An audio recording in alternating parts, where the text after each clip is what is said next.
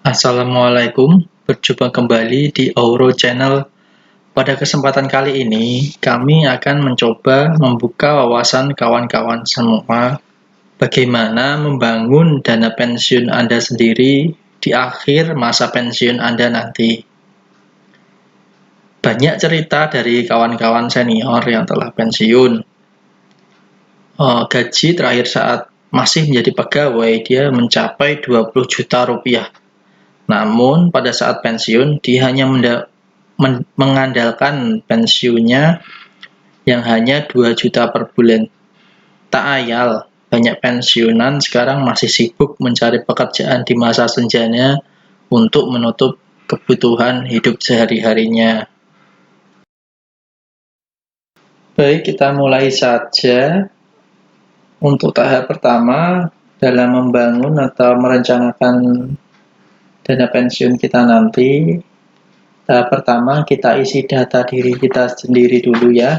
Misal, ini permisalan saja usia sekarang ya ini 29 tahun. Usia pensiun dimaksimalkan 56 tahun. Jadi rentangnya dari usia sekarang sampai pensiun itu ada 27 tahun.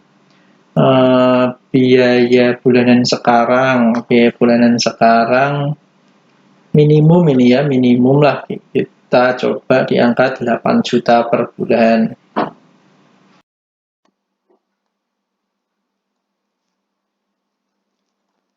Baik, kita mulai saja. Di sini ada 3 tabel ya, umur, biaya bulanan, inflasi.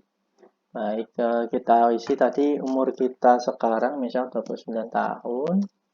Ya, kita tarik sampai ke umur berapa tadi? 56 ya, kita maksimalkan umur pensiun itu 56 tahun. Oke.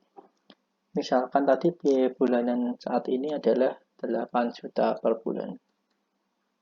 Oke. Ini inflasi, kita anggap inflasi itu 3% lah, minimal sekali ya, 3%. Maka di usia ke 56 tahun, biaya minimum itu adalah sekitar 17,7 juta rupiah ketika Anda usia 56 tahun. Ini target ketika Anda nanti pensiun, Anda harus bulanannya harus sekian nih. Minimal bisa menghidupi kehidupan Anda tanpa harus bekerja lagi lah, misalnya seperti itu.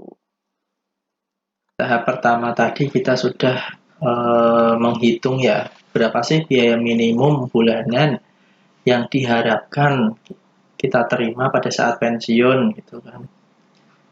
Ya, ini 17.770.000 pada saat umur kita 56 tahun nanti. Lalu tahap selanjutnya, instrumen investasi apa sih di akhir pensiun? Misalnya kita cari yang aman-aman aja lah, nanti deposito misalnya. Return deposito itu berapa? Oke, sudah saya hitung, return deposito sudah dikurangin pajak 20% itu nanti returnnya sekitar 4,4% per tahun.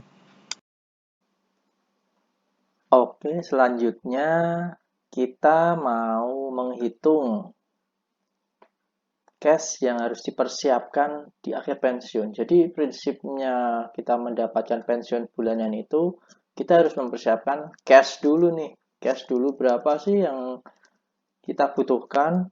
Nah, nanti cash itu misalnya kita tadi kan memiliki deposito cash, nanti kita masukkan deposito, nanti kita bulannya dapat berapa gitu kan, kita menghitung dulu nih cashnya berapa. Makanya kita hitung dana pensiun bulanan yang diinginkan tadi kita sudah hitung 17 juta.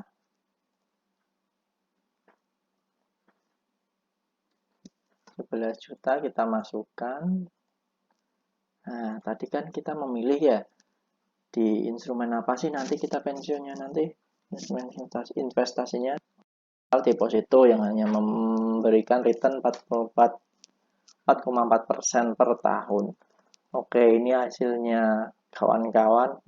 cash yang diperlukan di akhir pensiun. Jadi Anda ketika pensiun di umur 56 tahun nanti harus mempersiapkan segini nih, 4,8 miliar. Nah, 4,8 miliar ini nanti kawan-kawan masukkan ke deposito. Nanti bulanannya kawan-kawan menerima nih 17,7 juta rupiah per bulan. Ya kan? Ternyata cukup besar juga ya. Kita harus mempersiapkan 4,8 miliar cash di usia 56. Kita harus punya uang sekitar 4,8 miliar. Kita masukkan deposito. Nanti kita per bulan dapat 17 juta rupiah nih. Angka 4,8 itu cukup besar ya. Oke, masih belum jelas. Mari kita ulangin lagi ya. Baik, kita mulai ulang lagi ya. Oke, kita ulangi dengan komponen usia sekarang, usia pensiun, dan biaya bulanan sekarang masih sama ya. Oke, yang berbeda ini kawan-kawan. Instrumen investasi di akhir pensiun nanti kita itu mencobanya di instrumen sukuk. Sukuk itu obligasi negara syariah. Ya, ini kupon pemerintah. Kupon yang ditawarkan sudah dikurangin pajak itu rata-rata saja untuk saat ini itu sekitar 5,5%. Lebih tinggi ya kawan-kawan. Mari kita simulasikan. Baik, kita simulasikan saja ya. Ini tadi kan dari deposito 4,4%. Kita ubah tadi, kita seumpama nanti di akhir pensiun nanti sudahlah kita investasinya di sukuk atau di obligasi. Nah, sekitar 5,5%. Nah, maka karena di sini return investasinya lebih besar 5,5%, maka uang yang Anda persiapkan nanti lebih kecil, yakni sekitar 3,8 miliar. Nah, ini 3,8 miliar sampai Anda masukkan ke obligasi retail yang memberikan return atau kupon 5,5%, nanti bulanannya tetap nih 17,7 dengan uang yang lebih sedikit. Return investasinya sama saja dibandingkan tadi deposito yang hanya 4,4%, ya kan? Masih belum paham? Mari kita ulangi sekali lagi ya. Ini komponennya masih sama. Usia sekarang, usia pensiun, biaya bulanan sekarang masih sama.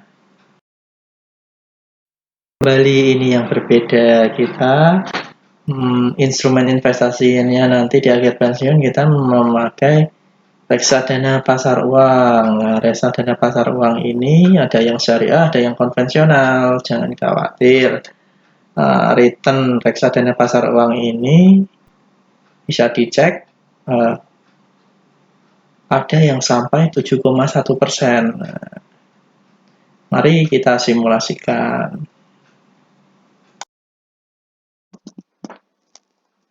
Kembali di sini lagi ya.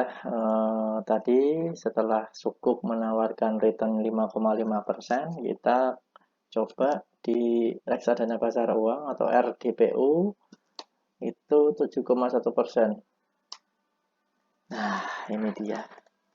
Dengan return 7,1%, Anda cukup mempersiapkan 3 miliar saja agar nanti bulanan yang Anda terima itu 17,7 juta rupiah. Sama saja kan tadi dengan